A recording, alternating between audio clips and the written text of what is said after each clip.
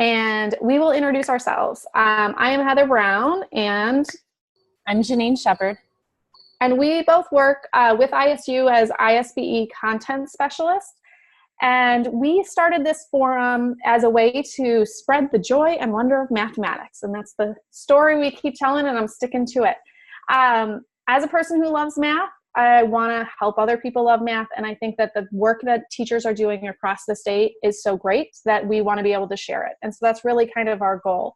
So a lot of times we'll have some type of expert come in, but usually we try to focus on the classroom teacher. So we have a few classroom teachers here that are currently teaching geometry and construction. And we will also hear from a couple people in colleges and that are working through CTE as well. So I believe we're going to start. Neal, if you're on, I think Neal's the only one who couldn't get his camera working. If you're on, we'd love to have you kind of start us up. I'm trying to think if there was anything else. Hold on, sorry.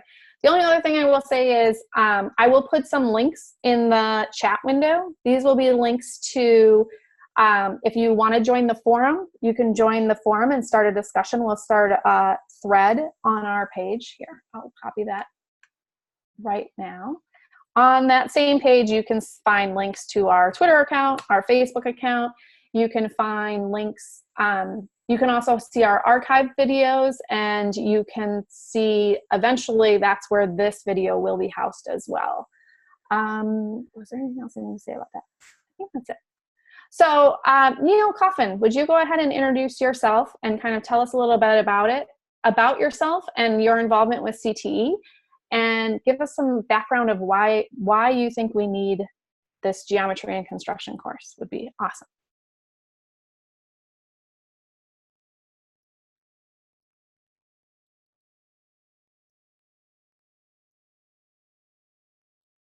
Oh, thanks, Chris, for telling me. I don't know why you defaulted to just you. Neal, can you hear me? Yes, I can. Can I hear? Yeah, you can. We can hear you now. Okay, can you tell us a little bit about your current position and what you did and how you're involved in CTE? Yes, can you hear me? Yes, we can. Can you hear me? I can hear you. Can everybody hear him? Yes. Yeah. Thumbs Yeah. up. We can hear. All right. Yes, go ahead. Well, I taught 10 years at the high school level, career and tech ed, and also, I guess what I did is I retired from Exelon Nuclear, and I was a nuclear training instructor as well as a human resources manager and director. And so now I'm working for Three Rivers Education for Employment. And we work with 12 regional schools here, and we've had geometry and construction. We've had Tom and Scott out 3 different times for our counselors and our teachers. And we've had 2 schools kind of dip their feet in it. They kind of use it somewhat, but we haven't gone full-fledged yet.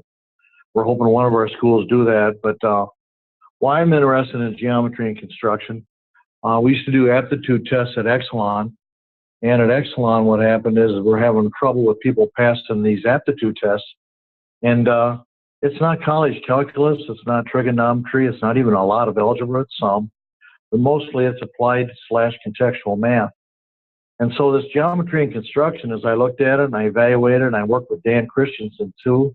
I've been on his one, and I take a look at that PWR math coming out in the state of Illinois. I'm very interested in our students get a handle on what I consider contextual math so they can pass these aptitude tests in industry so that they can get some of these, what I call gold collar jobs in our trades, our utilities, and advanced manufacturing and that kind of thing. And geometry and construction is probably the closest CTE program I've ever seen that has close to the math that the PWR transformational math has. And so that's why I'm interested in geometry and construction. Did you hear all that? We did. Thanks so much, Neal.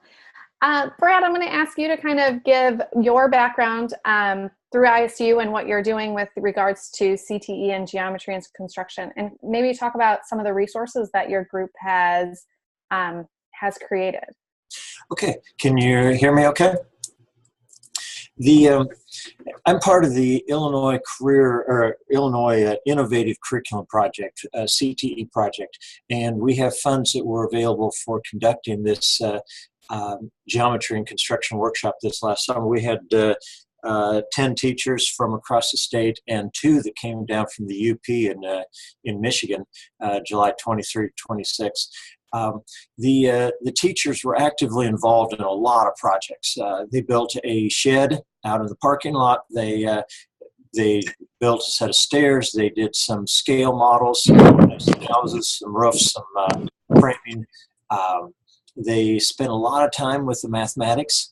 They came in pairs from schools. The math teachers paired up with the construction teachers. It worked really, really well. The pairs were able to teach each other because the construction people, they knew how to lay out a set of stairs. They used a framing square, for example, but they didn't necessarily understand the mathematics behind it. Whereas the math teacher kind of wondered, they knew the concepts, but they didn't know the applications. So this worked out really well. And I look forward to hearing from these teachers about what they're doing this fall with that geometry and construction. The workshop's rather expensive. It's 4 days. I think it's about $1,700 per person to participate. Some of that expense is due to the materials they use. I mean, I took the 2 guys, I took Scott and Tom out to Menards, and they bought several $100s worth of wood and unloaded it there. So that's some of the expense. Our CTE project, however, is able to pick up all of that cost. And I'm sure we'll offer this workshop again next summer. Hopefully it'll be better attended because we could handle 20 to 30 people, and we had 10. But yeah, we can pick up all that cost through our grant. It was kind of a matter of getting the word out this last year. We weren't real successful in publicizing it. So I look forward to things like this meeting here today to help get the word out on this project. And Brad, will you be doing that again? When's the next time that will be offered? The earliest we'll do it will be next summer. I would expect probably later. Well, it'll probably be either early June or late July of next year. And we'll be getting that information out soon as far as when we'll schedule that workshop again. Brad, Sebastian just asked if you can state the name again of that, of the grant. It's the Innovative Curriculum Project. Our website is ilcte.org. Okay, thanks. And I am adding this, so the chat is there and you can certainly use it now, but I am putting it in some of these questions into the forum so that you'll be able to, anybody that comes on later will be able to find it. So. Okay. We also had another project that we offered last summer called the Real Numbers project. What we did several years ago, we took 30 Algebra 1 teachers on 24 field trips looking for Algebra 1. And when we went to the landfill, the wastewater treatment plant, the hospital, the bank, the restaurants, the custom hot rod shop, the airport, the golf course, all over town, looking for Algebra 1. I wanted to answer that question once and for all. When am I ever going to use this stuff? Didn't want that question to go unanswered. And so we looked for it. And when we found it, we wrote lessons based on how it was used. All of our lessons are hands-on projects. And so we wrote that book several years ago, and the book is available free to all Illinois teachers. It's just a matter of asking me for it. I give you access to it. So over the last few years, we've had several teachers, lots of teachers, probably hundreds of teachers have used a lesson or two from the book, but we didn't have anybody use the entire book until just last year. And the Indian Valley Vocational Center in Sandwich used it last year with great results. It really, really worked well. So based on their success, we offered a 4-day workshop last summer where every teacher that came, we assumed that they were going to use this book this next year. And the 2 things that always stand in the way after you conduct professional development is that they don't have the books and they don't have the materials. And so we worked that into the price of the workshop. So everybody left with a classroom set of books, and everybody left with a big box full of tools, equipment, materials, everything necessary to do every lesson for 24 students. And so now I'm starting to hear about how this is working. I was up in Morris, at Morris High School last night, and visited with the 2 teachers up there that are using it. They had golf courses, little miniature golf courses made out of cardboard set up on the floor as they were just finishing up one of the math lessons that was written on the golf course, figuring area of irregular shapes, volume of irregular containers, that type of thing. They were doing quite a bit of scaling with their miniature golf courses. It was really quite impressive to see what they had. They have those 2 teachers doing math and science for 3 hours, 50 students for 3 hours with those 2 teachers every day, all year. And they're supposed to cover Algebra 1 and science. And it really seems to be working out well for them. Of course, they're into it now 3 weeks. The math teacher is a little nervous. She's not really sure you can cover all the math using hands-on projects. The science teacher is just grinning, and she just loves the whole thing. But they're going to be okay. It's working out well, and I'm sure we'll offer that real numbers workshop again as there's need for it. Brad, these workshops are absolutely something that we would share on our listserv. So when you have any of these coming up, let Heather or I know, and we'll make sure it goes out on our top 5. Okay, great. Thank you. Yeah. And if you didn't find about this from our listserv, I also put that in the chat window. Okay.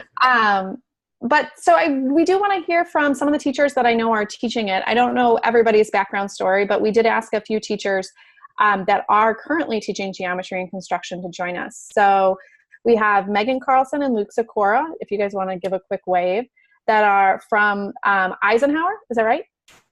And then Brian Collier is from, oh my gosh, I just forgot what school you're from. Ridgewood, is that right?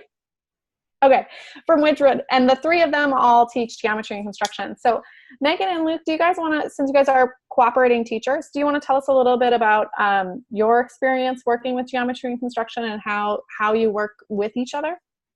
Can you guys hear me first off? All right, so I think I have to spill the beans on this one. She and I don't actually work in the same school. We're in the same district. So, okay. Unfortunately, my counterpart could not be here for the geometry construction at Richards High School. Likewise, her partner at Eisenhower could not be here to speak on behalf. So we're kind of 2 halves from 2 opposite teams. But you are the CTE side of it, and Meghan, you are the math side of it. Yes. Just not together. Correct. Got it. Great. We attended that conference 3 years ago, the Geometry and Construction Conference together, the 4 of us, and we've planned together. So even though we're not exactly partners, Luke did the same stuff my partner did, and then his partner did the same I did. So great. Can you tell us a little about your experiences then, teaching the course? It's been a lot of, my district has a slight logistical problem in terms of the class size. The traditional mindset, I believe, as was outlaid by the workshop we attended, was 2 teachers for 50 students in the lab space.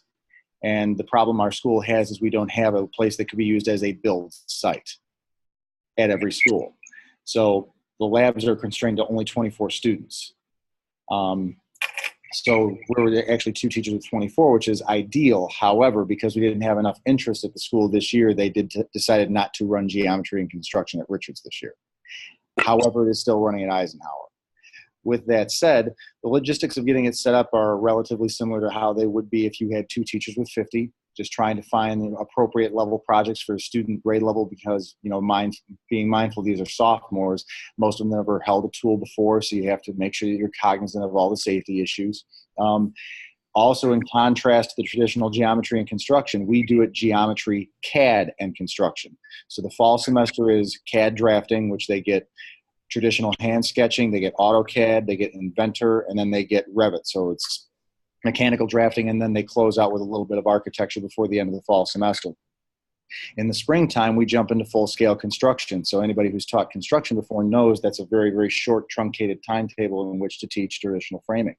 So we scaled down the projects for the second year, which was last year. Instead of doing traditional, more full-scale, like a shed, which is effectively what we did the first year, we did playhouses, roughly a 4-foot by 8-foot footprint, and about just under 5 feet tall. Daughter has a 6th grade girls basketball game. And Luke, what did you do with the final product? The final product was actually raffled off. Our district in the springtime has what we call an arts extravaganza. So basically showcasing art samples from the traditional arts classes, sculpting, clay, paintings, different textured pieces, and also industrial arts. So, I have end tables and cabinets from my traditional classes. And then at the art show, we had posters blown up of what these things are supposed to look like. And then we took a silent auction. Unfortunately, because it wasn't well publicized, the first year didn't exactly garner any really high dollar amounts. So we didn't exactly get out what we put into them, but it was a nice way to showcase what the kids were doing. Sure. Yeah. We had to redo the curriculum a little because our school district required us to pair CAD with this class as well. So we redid some of the stuff we learned when we went to the conference so that it would apply. Also, our production construction, the first year of it is only a semester long. That was another reason that they made us, our school district made us change it. But at Eisenhower, we've had a lot of interest. We had enough interest for 2 classes, but unfortunately, our school district would not let us do that. So we do still have 1 class, and it was mostly what they told us was a money issue, that they couldn't pay us to do the 2 sections. So we just have 1, but it has been very successful. The kids are really interested in it. And so it's just been, I've really enjoyed it. It's just been hard fighting the administration battle of money and logistics that we don't have control over. And how many kids are in your class, Megan? In the 24. 24. Okay. And do you, as your background is as a math teacher outside of this, and do you teach a traditional geometry course at all? And how would you say your students compare? So I used to teach traditional geometry, and honestly, the interest is so much more in the geometry and CAD and construction class that we have.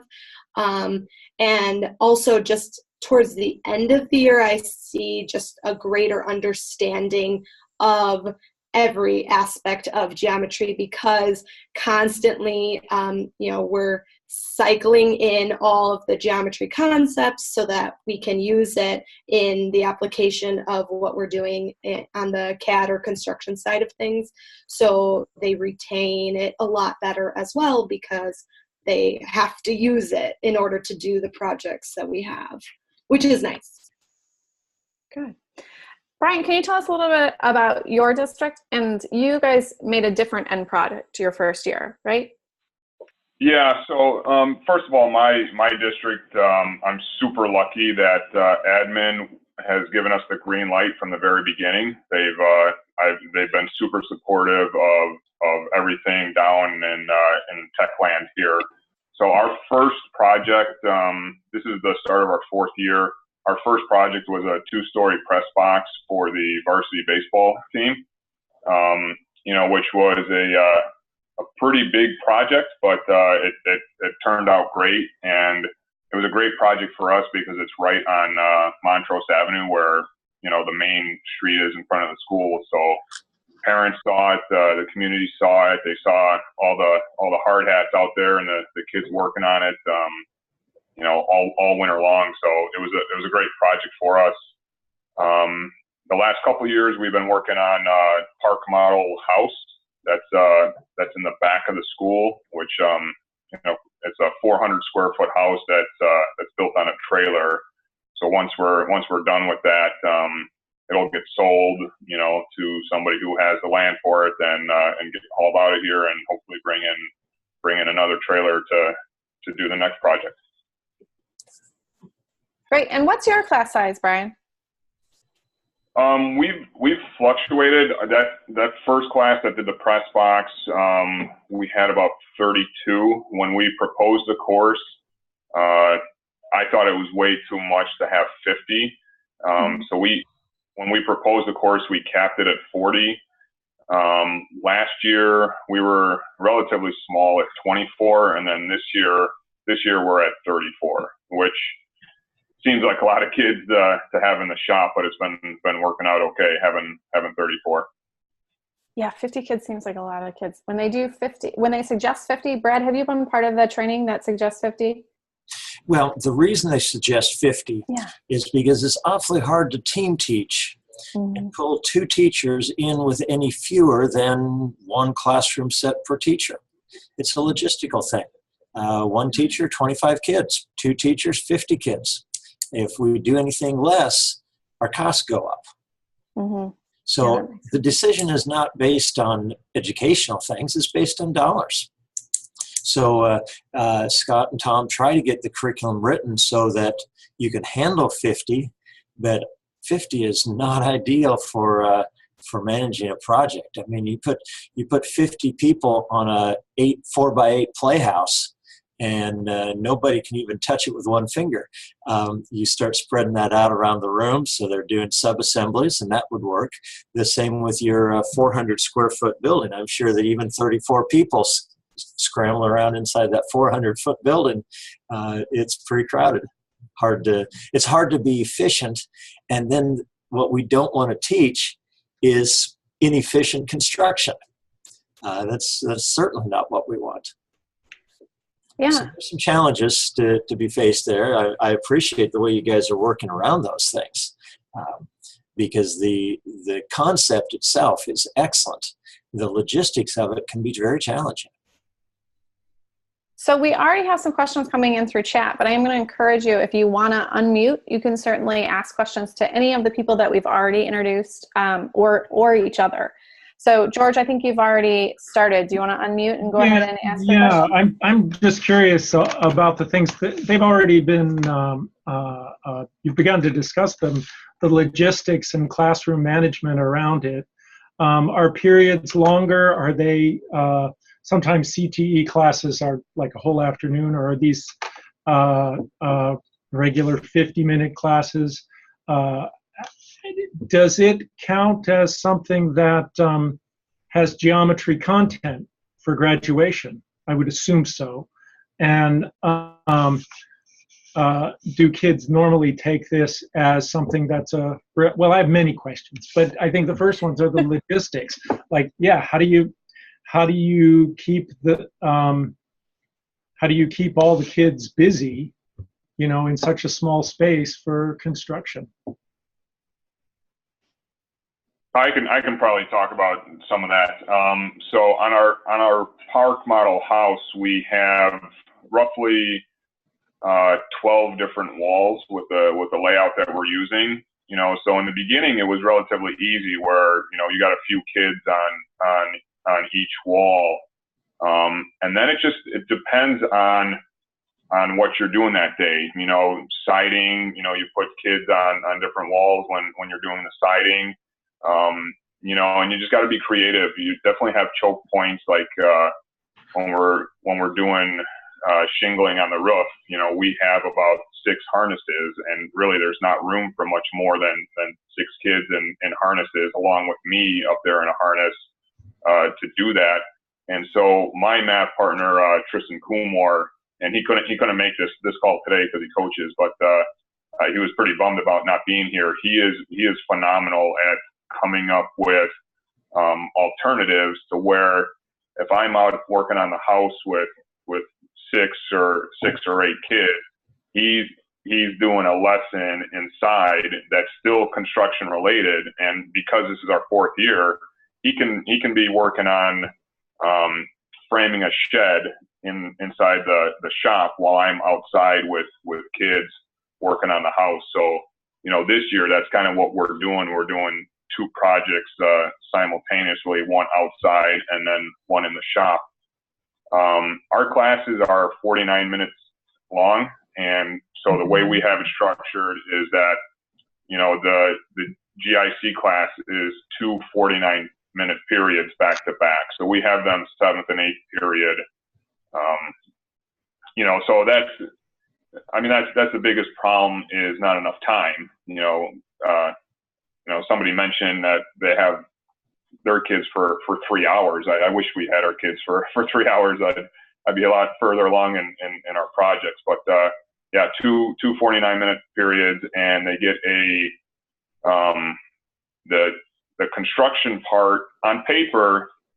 On paper, they get a geometry credit for math, and then they get a construction principles credit that goes to their applied arts graduation requirement. You know, but they're taught back to back as geometry and construction. What are the gender ratios? Good question. In our class, it's been great. This year, out of the 34, we have, I believe, 8 or 9 female students, and then the rest male. Which, you know, given the male-dominated tradition of CTE, that's good. You know, and our female students, they do great in the class, and I think by word of mouth, you know, they tell their friends to take it. So that's been really, really good. Real quick before Neal leaves, Neal, I wanted you to share real quick about your the need to prepare students for the aptitude test for the trades, if you have time. I know you need to run. He might already be gone. No, Yeah. Go ahead. We can hear you now. Can you hear me okay? Yes. All right. Yeah, just to give an example, at the IBEW, the requirements are Algebra 1, C or better, so they're the highest math requirement in all of our unions. So, you know, the trades don't have high math requirements, but they need applied math to pass that aptitude test. So I guess to answer your question, is industry is a little bit different, especially the nuclear industry. Even there, if you know algebra, you can probably get through the aptitude test, and they teach you much higher math when you get in there.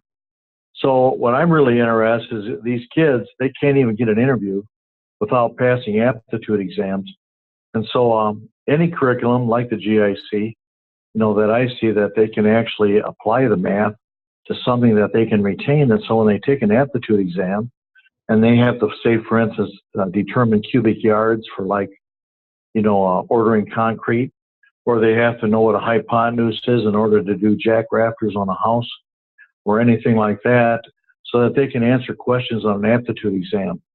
I mean, our failure rate on aptitude exams are incredibly high in all these companies. So that's why we have so many job openings at what I call gold collar careers, because our kids cannot use basic math to solve common industrial problems. And like it was said in there, I mean, I'm talking volume, area, circumference. You know, how do you go from Fahrenheit to centigrade to degrees Rankine? You know, can you plug and chug in various formulas when given the formulas? You don't have to have these things memorized. You just have to manipulate the formulas using basic math to solve what I consider non-complex problems in order to get into industry, so they can train you the rest of the way in order to be proficient at the job. I don't know if that explains what it is. That's what my interest is. And anywhere we can get these kids, you know, that's what I'm interested in doing. I go around to our high schools and I actually give them practice aptitude exams. And if I had time, I could go into, they're all on the internet. And you can take practice aptitude exams to give you an example of what you're up against when you go to any of these manufacturing, utilities, trades, just to have these kids practice basic math skills on how to solve industrial problems. Yeah, Neal, if you have the address for those, the web address, I can certainly add that to the forum as well. You can, if you have time, you can put it in the chat now. If not, you can send me an email later and I'll add it at a later time. But yeah, I'll put Exelon. Yeah, I'll put Exelon Corporation down there. That's the one I know, and there's others on there.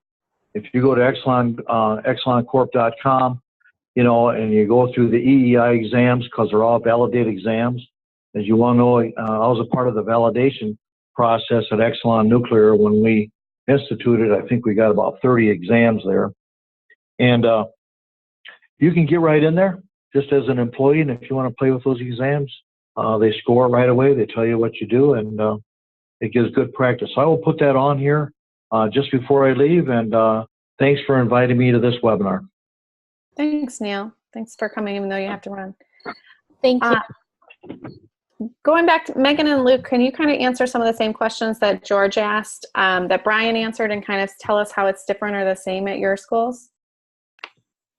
Our periods are also very close. They're 50 minutes each.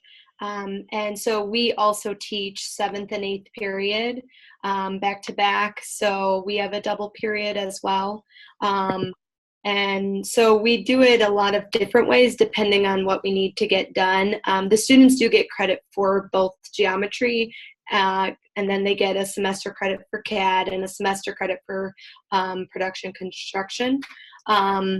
And so we kind of split it up as we go, depending on the building. Sometimes we'll do a split group. I'll teach half the kids the geometry, and the other half will go and do whatever's required in terms of building if we don't have enough machines to use or tools for whatever we're doing. But there are times that we spend both periods building in order to get further along in the project. And then later on, we would spend a couple periods doing geometry to get back caught up. So it just kind of depends on what we need to get done on a specific day. Very much following along kind of with what Meghan said. It depends on the day. As everybody knows who's done construction, it's a very fluid process. Some students take longer than others to complete certain tasks. So you have to kind of gauge the student's ability level after they've been working for so long to kind of see what students can do and when, that we have a better idea of what you'll accomplish in a given class period. And it's a lot of the same things Meghan says. Our biggest commodity that we just don't have in this district is space. We don't have a space that we could dedicate to a build site where we could build year round. And also the class structure is such that unlike the other classes that have a full year of construction in one semester, you don't have nearly enough time to teach the kids the skills they need to build a full-scale project. Regarding the curriculum itself, I mean, I think this was kind of a question that was hinted at. The geometry was basically rewritten to fit construction. So the students are getting a geometry credit. They are doing up and up geometry, but we looked at where the practical applications of geometry in the curriculum of construction and CAD. There were some instances I know that they had to do geometry just for the sake of doing geometry because it's a concept that was taught in some of the other classes, but for the most part, I believe they rewrote it. Does that answer everybody's questions? That does answer mine. Thank you very much. If I can throw another one in, I'm curious about that content piece. I'm guessing that there's lots of calculation involved in an applied geometry class like construction. Would you think kids are pretty well prepared for Algebra 2 or more advanced mathematics from having had the applied approach? I would say a soft yes. And the only reason I would say it's soft and not a firm is because we only taught it for 1 year at my school, and I wasn't able to really establish a strong dialogue with the Algebra 2 faculty in terms of the student's skill level. However, if you break down basically what geometry is, I mean, at least in my opinion, geometry in a large respect, if you look at what you're calculating, a lot of it is just algebra with shapes. I mean, especially when we talk about calculating rise and run for a set of stairs. All that was is a series of formulas, and once the students understood the formulas, they were able to apply it. It's still geometry, it just looks a little different. Are most of your students sophomores that are taking it? I mean, are they usually doing Algebra 1 and then geometry and construction and then Algebra 2? Meghan can clarify that one, but yeah, it should just be sophomores. Yes, they're only allowed, well, sophomores or juniors who are taking geometry for the first time. If they needed to repeat algebra, juniors are allowed to be in our class as long as they have not taken geometry before. And I teach Algebra 2 as well. And I have some of my students that I've had in geometry and construction, and they do very, very well. So it's very similar, at least the way we have it set up, where it's similar to the curriculum. We just teach it in a different order, the geometry, than what normal geometry would teach. And we have a lot more applications, which makes them very much more stronger in their math content.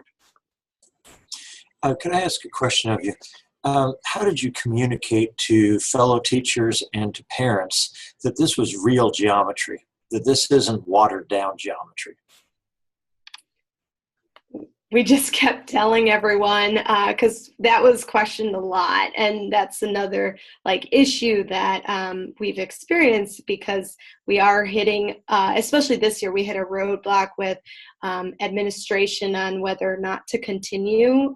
We got them to approve to continue, but just inviting as many people as we can into the classroom to see. My curriculum director knows that our assessments, we do have to have common unit assessments. Ours are different, but they cover the same objectives and standards that a regular geometry would. So I had to make sure that I showed that in order to show that I'm still teaching everything that the regular geometry kids are getting. Is there proof? Yeah. George, there's questions that are coming up through the chat. And so Kathy asked the question of what is the role of proofs in the course? Is there one?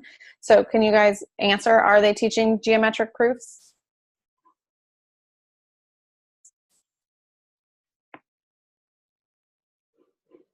Not at Ridgewood. The traditional proof. Tristan isn't teaching that. We do have kids who go from geometry and construction into Algebra 2 honors. And then I think this year they're actually offering the option that GIC can count as honors geometry. Those students have to do some more work and that in order to get that honors credit, but that is an option for them.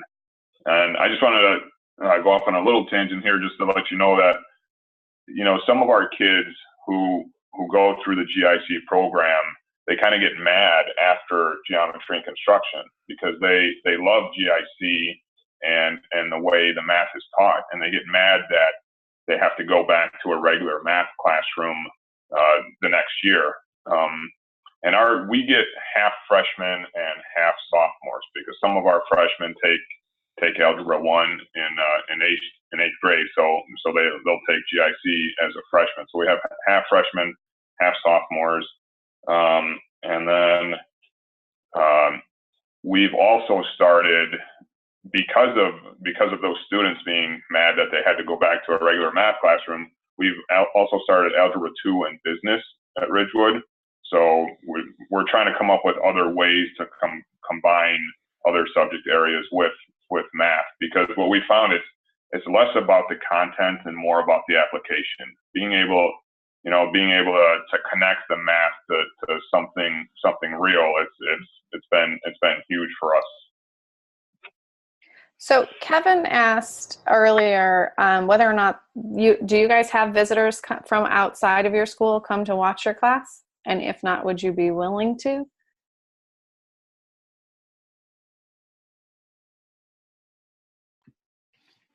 We've never had any visitors, but I would think that would be allowed by our school district. I mean, we'd be open for it, but we've never had that. And it's different than the normal setting at our school, so I'm not sure if, it would be the same, setup that somebody would want to see, because we're also doing the semester of AutoCAD. So, but if that is of interest, that would be welcomed. At Ridgewood, we've hosted a couple of, formal gatherings where we invite people in to watch the class, but we've also had people just email us and set up a site visit. So we pretty regularly have people come through the program and see what we're doing, and we're always welcome to having people come by and see what's going on. So maybe Brian and Megan, if someone were to email us, would I be able to share your email with them? Would that be okay, so that they could contact you directly? Yeah, that's fine. Okay, great. It looks like other people are asking questions. If you want to, Sebastian or Kathy, you can turn your mic on and ask your own questions. Otherwise, I can keep trying to read them. No worries, real quick. So here's where we are at. So we are a vocational center, very much like Welco or anybody else out there. And we have, the one thing we have going for ourselves, we are actually building a 1,200 square foot home on the inside of our building. So if you walk into our shop area, we have a house sitting inside. And we are in the process of working with one of our sending schools to come in and establish a geometry program, because it is going to be a paradigm shift based on the fact that we are not academic driven, although we deliver CTE courses, and we're going to want to add the academic component. So the challenges we face is, how do we get the 22 sending schools with all the different math departments on the same page to potentially give students, geometry credit? And there's two different trains of thoughts with geometry. There's one that's a 2-year process between freshman and sophomore that integrates both algebra and geometry into the same content base over 2 years. There's the independence, where there's algebra, geometry, and so on and so on. So the question I'm asking for is, as we are building our program, we're going to be selling this to our superintendents, is data. And you're not looking for students' first name, last name, but your performance data comparatively. So for example, for the kids that go through geometry independently compared to kids that go through geometry construction, how do they compare on standardized testing? And if anybody has that to share locally, I would be very, very thankful for that.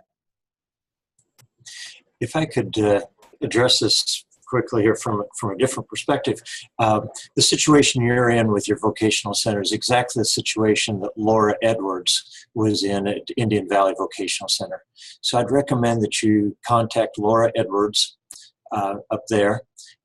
She could tell you how they arrange for a project-based algebra class to be taught in their vocational center, because the vocational center doesn't teach algebra. They don't teach geometry. That's not something you do.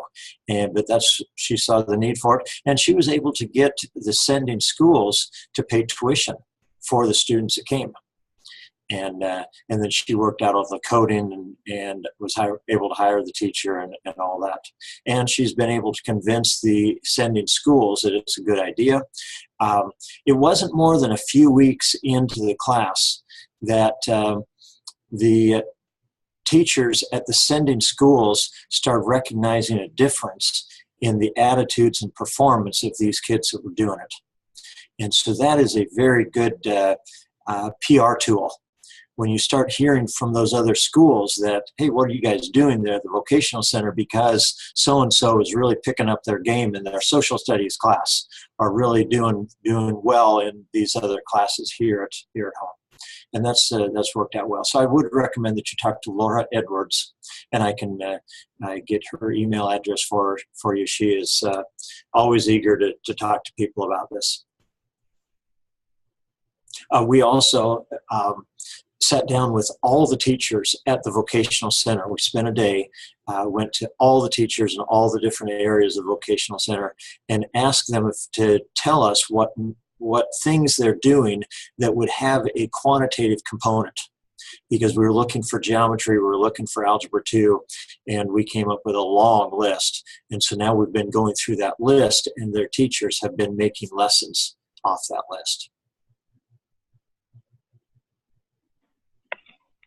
I'm not sure about our data. I know my department head, Eric Lasky, would have. I think he would have that data that you're looking for, Sebastian. I do know that it works. I had a student our first year of GIC who hadn't passed a math class since 5th grade, and he was excited that he passed the first semester in GIC. And he actually ended up doing great in the class and came back 2 years later as a senior to be a senior leader for that class and kind of in charge of helping the younger students. So data, I'm not sure about. I can try and find out, but I do know firsthand that it works.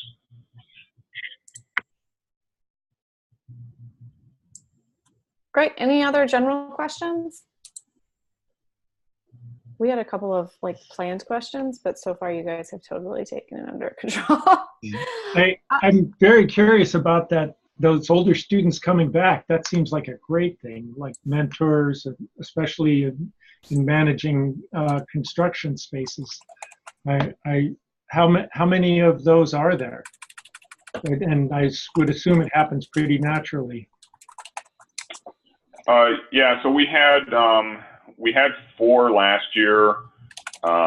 We have 2 this year, and those students are great. Our 2 last year, or our 4 last year, 2 of them actually ended up teaching math lessons, whole group lessons, and then they actually lead smaller group lessons. So it's a great resource for us, especially on those days when when I can only have 5 or 6 or a handful of kids out on the roof of the house. And then, I mean, it's great to see those kids come back and want to come back. And like I said, with that one kid, Bobby, it was amazing to see him, because he was a kid who wasn't going to college. He had no interest in school at all, and he ended up doing an internship. It wasn't in construction. It was in manufacturing, and he's working full time now for one of the local manufacturers doing CNC machining. So it's really powerful to have those kids come back and teach the younger kids for sure.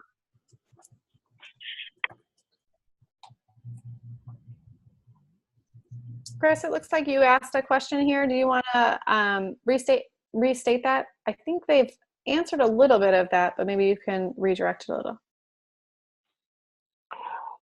Yeah, I was just curious as to how you got your high school admin and the Board of Education on board, because it seems like there is a lot of cost up front.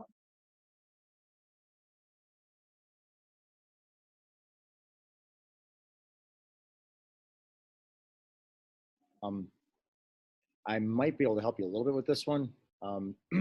First off, can everybody hear me? Our admin actually approached our curriculum director with the directive to create the program. So they were already sold into it. As far as the costs are concerned, we get a lot of the funding that we need for tools and things like that from a lot of the Perkins grants. So if you have somebody within your district that's really good at grant writing, that could be an avenue by which to procure some of the capital equipment. If I'm not mistaken, there was also a separate grant that was specifically related to math and CTE that we took advantage of, but I can't remember exactly which one that is. Let me think. The guys from Colorado, I apologize in advance, I forgot their names. I know a lot of what they focused on in their workshop was a lot of low-tech stuff, because I know when they first started the curriculum, they didn't have a lot of money. So a lot of the stuff that they give you when you first do that workshop that everybody talks about in summertime is based off of a no dollars budget. We're talking making a transit out of a straw and a paper plate. But just different ways to teach different geometric concepts through the act of surveying and, 3, 4, 5 triangle, checking a foundation for square, things like that. Does that answer some of the questions?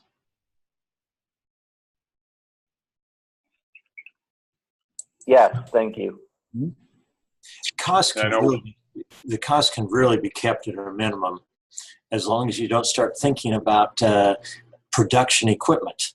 If you're talking strings and a rock for a plumb bob, and you're thinking about various ways of doing it, is when we start thinking about building a 1,200 square foot house, we start thinking, oh no, we've got to have all these tools. We've got to have drywall tools. We have to have electrical tools. We have to have plumbing tools.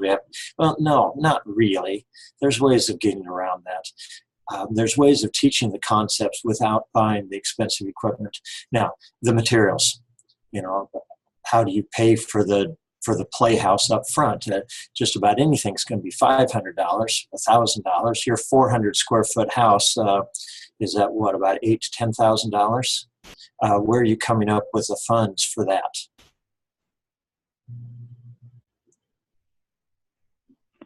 So in terms of the tools, like Luke mentioned, we used a lot of grant money in order to buy the tools and saws and all the big expensive stuff, scaffolding.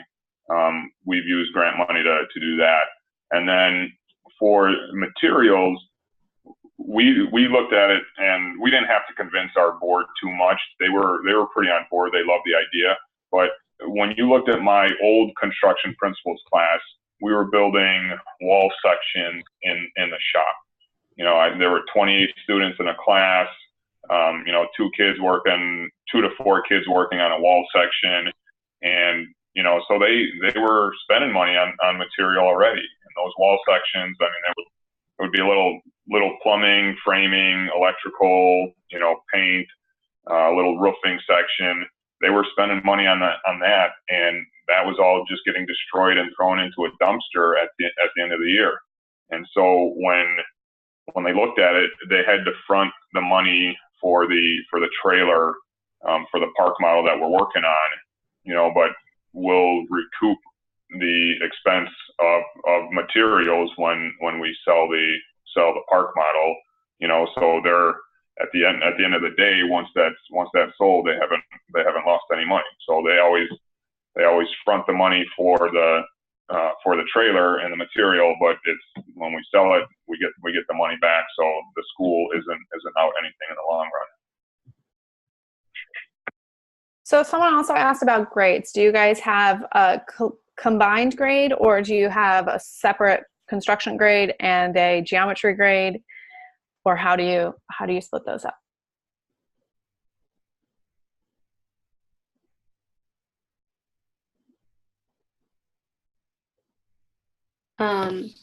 We do it, the unit assessment is together. So we wrote the assessment.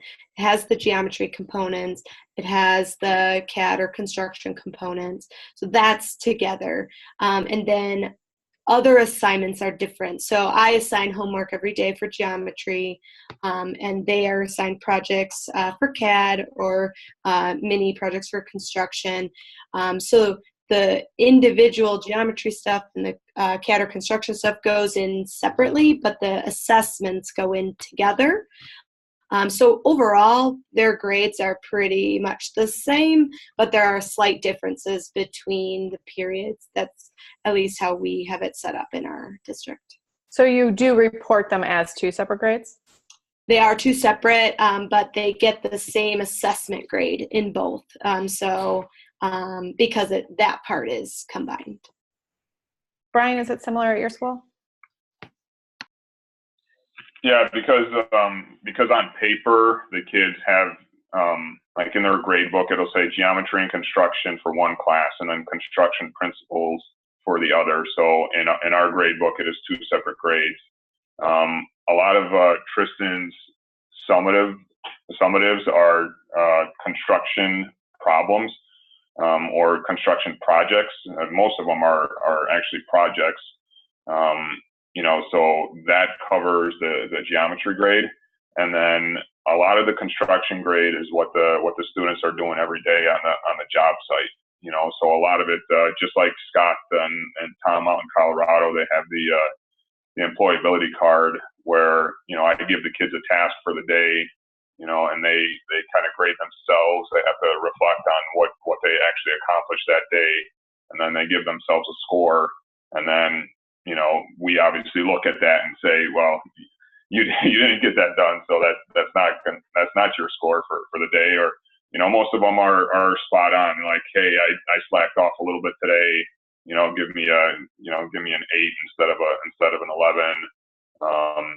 So the majority of their construction grade is what they're doing every single day on the job site, and then, we have some bigger projects, like Brad mentioned, the stairs, we do that project. So that'll go in as a construction grade. So that's kind of how we break it up.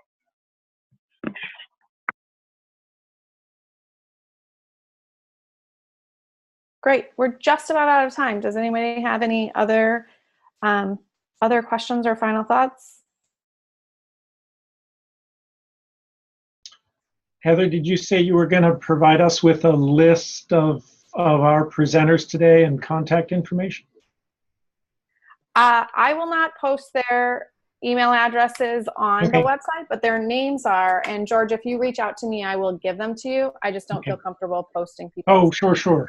I did just as the follow-up about visiting. It seems like this is really exciting. Yeah, I'll put that in the forum if you'd be interested in setting up a visit to email Janine or Heather. What we've discovered, can you hear me okay? I don't remember now if I'm muted or unmuted. What we've discovered is that mathematics by itself just doesn't make a whole lot of sense. Mathematics has to be taught in a context. Hey, Brad, come on. I know. It's kind of like teaching hammer. A construction teacher would never teach hammer. You'd never teach table saw. You'd never teach circular saw. You would teach all those things within the context. When we start teaching the mathematics in the context, it works so well. The students understand it so much better. It just goes so much better. We worked with one person one time who told us that he always considered numbers as nouns. Numbers were always nouns. Until he started working with us on projects, did he discover that numbers were actually adjectives. And that made all the difference. So I think that that's something to consider. And I really appreciate the work you guys are doing on getting this math put into context. That is really the way to go. Oh, that reminds me of another question. I think you mentioned it early, Brett, the transitional math. Is this involved in transitional math? What we've been talking about here with, am I muted? What we've been talking about here with the geometry and construction is very similar to what we've been doing with that transitional algebra class. Same concepts were built on the exact same things. The difference is that the algebra class, it does not require team teaching. Yeah, and this is a sophomore class, not a fourth-year high school class. So that would really keep it from being within that. We have some people using our algebra class as a pre-algebra in 8th grade. Okay. Sorry for going on like that, Heather. No, you're fine. Thanks. That's all right.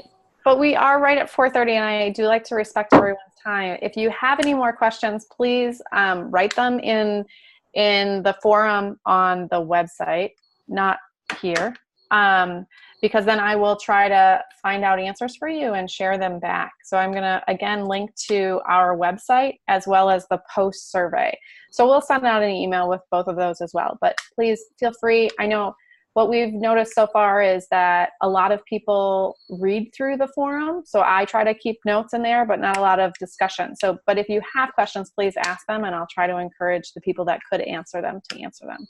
So thank you so much, guys. This has been a great IL MathCom. I hope to see you at one of the future ones. We're doing one on differentiation and one on problem-based learning. Those are the two that are scheduled for October. So if you like the format, please consider coming back.